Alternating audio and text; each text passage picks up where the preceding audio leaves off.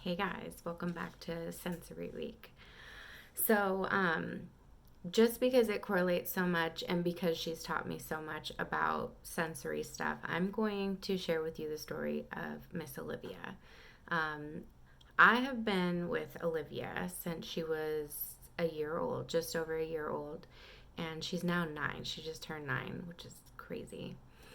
Um, and Olivia was one of my kids that helped me learn about sensory issues and how to reframe my thinking as one of her adults that's looking after her. So, when Olivia was a year old, I was her teacher in preschool, and she became our classroom biter.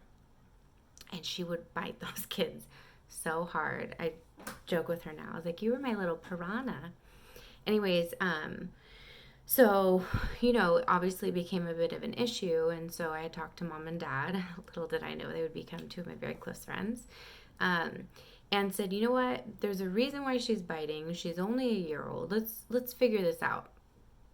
And so I started observing her just for a couple of days and noticed that she was only biting when kids would be in her space, when kids would get too close to her or they would startle her. And so she would bite. And remember, she's 1 year old, so she doesn't have a ton of language yet. And I could see that this was her way of dealing with um, needing space or being scared and not knowing how to communicate that with. So this was her form of communication. Now, obviously, we don't want to continue that form of communication, so we had to give her a replacement behavior. And that, I'm going to use some behavioral therapy terms here. That replacement behavior became I taught her how to put up her hand and say space. And she did. If she needed space from other kids, she would, space, this tiny little thing. So cool. The other thing too was, what I would notice that a lot of biting was happening during circle time. And I noticed because when we would be banging on, drums or, shaking maracas and singing and being loud, it would agitate her because she was a high sensory, or she is a high sensory kid, meaning she's taking in her environment at a way deeper level than maybe the kiddo next to her. And it's nothing bad, it just is how she's experiencing the world. So a loud noise to her, or a loud noise to me, would be super loud to her. Um, and it's funny because I actually was able to relate so much to her because I was the same way. I'm still the same way as an adult, but as a kid, I was really shy. And I call it slow to warm up. Like if we went somewhere new and it was new people that I didn't feel safe with, it would take me a minute to kind of adjust. I was slower to warm up to the situation. So, anyways, in order to help Olivia in her biting situation during circle time, she was allowed to move back and maybe play in an area that was outside of the circle, but still, she would still participate. She would still sing the songs and do the dances.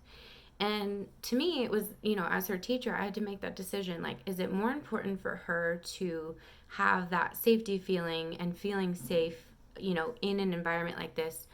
Or is it more important that she's participating in circle time? And she was one. It was no question. Like, it was okay for her to explore and experience, circle time outside the circle. And once we changed up, some of these things for her, biting stopped completely. Like, never bit again. Like, she was able to communicate. So that was super cool. So that when she was 3, I became her and her little brother's nanny. Um, and I would have, worked with these kids on and off for so long, but I noticed that, like, I would take them to Disneyland, and she wouldn't walk anywhere. She was literally dancing and moving and couldn't stop. And if she was watching TV, she was on her head upside down. And it kind of, like, because it used to frustrate me and irritate me, like, just just chill, like, just chill out, it's all good, walk, normal, sit and watch TV. And I realized, because she's a high sensory kid, it is a way for her to release those that energy that she's feeling and those things that she's experiencing, for her to sit still is almost like painful. Like she has to figure out how to move it out of her body. And so it was really cool for me to understand it's like this is helpful for her. She's not doing it just because she's bored or whatever, subjective thing I was putting on her. It's necessary. And so that was, as she was, 3, 4, 5. And then when it was time for her to go to school, obviously she was going to not be able to like sit, on her head and dance around everywhere. She was going to have to be able to adjust her behavior according to what the expectations would be in her classroom. And so I decided to suggest to mom and dad to give her some sensory toys. And I'll do another video this week about different toys. She made a little video for you guys, things that help her. Sweetest kid. And so I'll share those later. But sensory toys meaning fidget spinners, anything that help her ground down that energy when she's having to sit still during, class time and all that stuff. So found some really great ones. Of course, mom found some amazing stuff on Amazon. So that helped. But with all of this transition going on, and everything with change and everything, and because she feels it all so deep, it's really intense for her. And so a couple weeks ago, I had my first day with them, and I got there, and I could see she was off, and she's like, I have a stomach ache, and I was like, okay.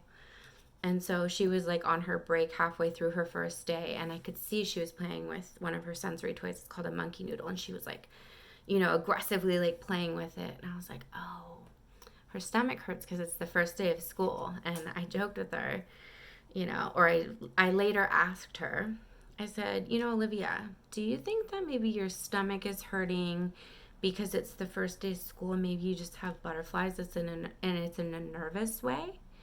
And she looked at me and was like, oh, and I said, you know what? I said, the first day of school, the night before, every year I would throw up, which she thought that was hilarious. But I was like, I feel it too. I was the same way. And, it's excitement, and we just process the world deeper, and it's okay, to have a tummy ache. And then I had told her later, I was like, do you want to know how I noticed you were feeling nervous? And she said, how? I said, because of how you were playing with your monkey noodle, your sensory toy.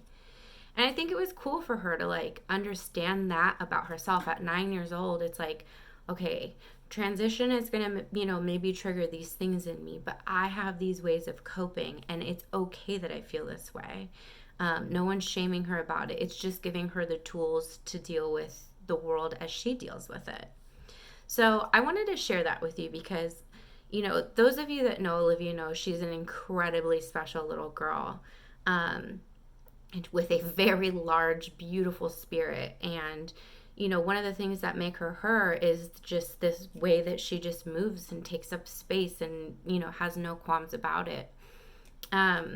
But it's really easy to look at these things and, want to correct behaviors that we were raised with, generational pass down, that, we were expected to sit still and be obedient and do all those things.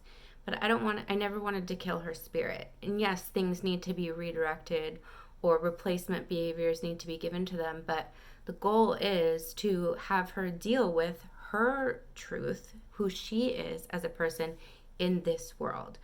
And it was just beautiful to see that progression, all the way up to, beginning of school. And she's utilizing those tools that we gave her when she was 1 year old. So I wanted to share that because I think it's a beautiful example of how sensory can show up. Sensory, it's not even issues, but sensory experiences can show up in different kids, and how it helps us understand how we can adjust our expectations of them, and give them the tools that they need. So, like I said, I'm going to post a video, I believe tomorrow, maybe today, of her sharing her tools that help her because she's aware of it and she owns it.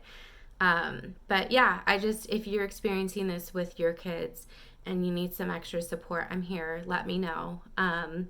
And I just think it's like such a beautiful thing where you think it's like maybe an issue, and it's really just them showing their true colors of who they are, and we get to celebrate that with them. So Anyways, I hope that you guys enjoyed my story of Olivia. She's so special to me, and I'm so grateful for her. So let me know if you guys need some help, and I will see you guys next time. Okay, bye.